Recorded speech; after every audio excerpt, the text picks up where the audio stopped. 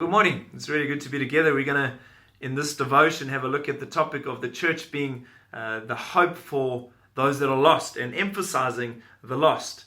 I think it's just about time for us to, look up a little bit and say, why does the church exist? It's not just for my benefit. The devotions, as glorious as they are, not just to, give me a bit of a pep talk for the day. The church exists for far wider than just my life and my family and my context. I think it was William Temple. He said this. He said, the church is the only society that exists for its non-members. Very profound statement that. When I was a teenager, I was at an all-boys school, and a bunch of my mates, we would go to church together. We were on a youth leadership team together, and we were at school together. And I slipped back into this trap of surviving the lesson, and then at recess time heading toward the chapel, and there meeting my Christian mates, and as a holy huddle we'd eat our samis together and share ideas. And that's how it was for a few months, until I had this gross sense of dissatisfaction as to why have I been created. I'm not just merely meant to exist and hold on, but God's created me as one who carries his light, to emanate his light into a dark world. I'm meant to rub shoulders and be in this world and not of this world. Our scripture this morning, I want to take us to, is Matthew chapter 16, verse 13 to 18. It's the infamous passage where Jesus talks to his disciples and asks them this question: who do you say that I am?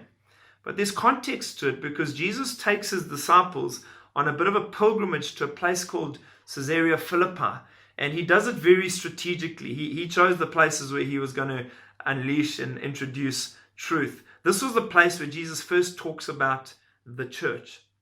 And he chose the place Caesarea Philippi because that was a place called Panias. It was very fertile. It was the epicenter of pagan worship in Israel. It was the home or the residence of the Greek god Pan, and he would receive goat sacrifices and either accept them or reject them from the people of the day. There was much worship and debauchery in that place, and Jesus takes them to this place.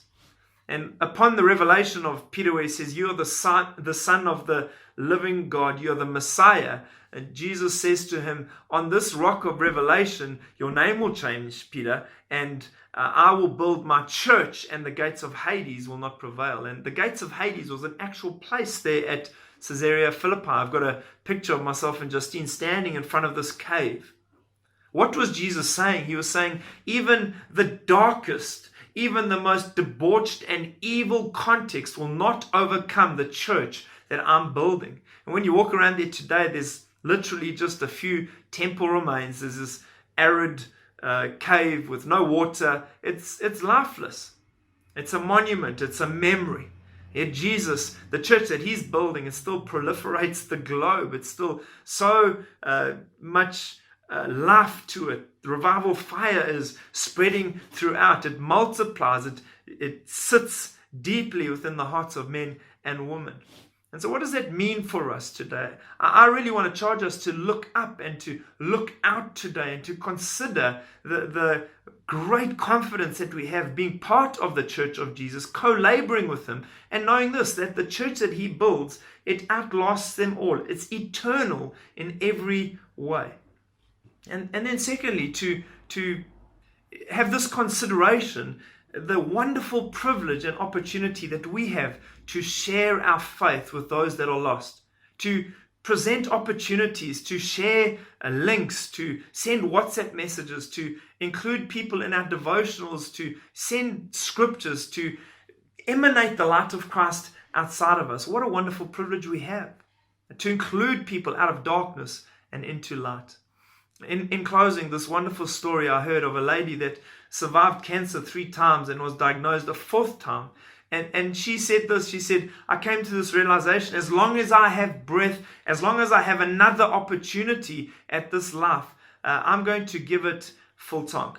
And this is what she did. As she went into the chemo room, she would look at all of those around her, hopeless, in darkness, vulnerable, and she would share her faith. And she invited many of them to church. She said the one Sunday, 8 of the people she invited to church gave their lives to Christ. Now, we don't have that luxury of church services in the physical, but we certainly can find ways to include people in this wonderful life that we have received and experienced ourselves. And so, a little challenge for all of us today: share your faith.